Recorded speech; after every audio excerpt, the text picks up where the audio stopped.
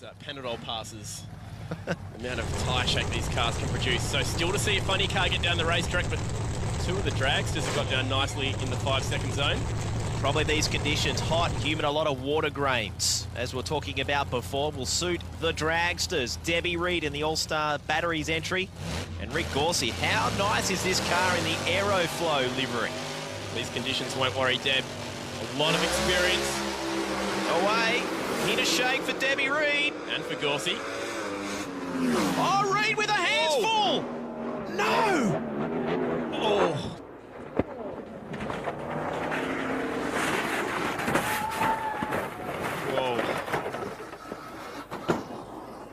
That is disastrous. Wow, that was 2 or 3 massive hits for Deb. Well, it looks horrific, but that's what the car's meant to do. It's meant to brake like that, as long as that safety cell remains intact. Gauci's on the scene. Rick Gauci, obviously concerned for his fellow racer, and this is when you count and are grateful for the safety mechanisms in these cars. And the safety crew, they were on that in a flash. The car had barely stopped. Ambulance on its way down there. Aaron Hambridge, Stephen Ham, they're concerned as well. And the whole Reed All-Star Batteries team heading down there. But this is a nervous one. Looked like to me, Dean, that, I mean, I think something got on these tyres. Let's have a look. I'm just trying to process what's happened here at high speed. The speed traps showed 360 kilometres an hour, and there is a mist coming out. Big one. On the right rear side. Oh, she's on the throttle. She was on the throttle before that second hit. What a drive job initially, too, to avoid her fellow racer. Well, it wanted to get into Gauci's lane. This is what it looked like from Rick Gauci. This should be big. There's that rattly short shift to get into the second gear as quick as possible. Reaches for the chutes. Gary Phillips, who's an icon, isn't he, Chad, in this category, has told us that is a huge impact. That's the second impact.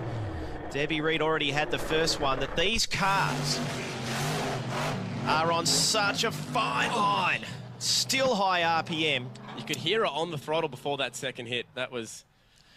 Feedback we have at the moment is good news, promising news, that Debbie Reed is responding to the safety crew, the crash crew down there in the braking area. Front half of the car ended up in the gravel trap. That is amazing. Here we go. On that right rear, there is definitely a haze of oil. And it... Again, mindful of the other racer.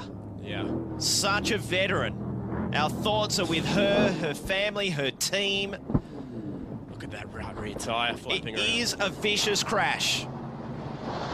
But it did break in all the right areas, in front of the footbox, behind the driver compartment. Oh, man. You want the energy. You're talking about it before, Chad. Yeah. You want everything else to break down and fall away from the car. That driver compartment is key.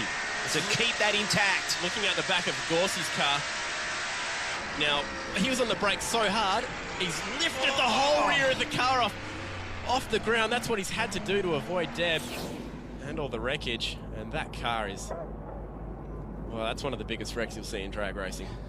Husband Steve Reed, of course, just ran moments before this in the ambulance with Debbie Reed. As we said, we can confirm she is responding to the safety crew down there, and that is promising news. But a tough break, and we move on.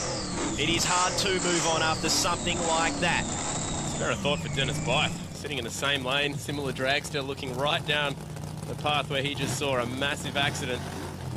Him and Canuli are going to hit it out this first round of qualifying. We'll bring you news on Deb when it comes.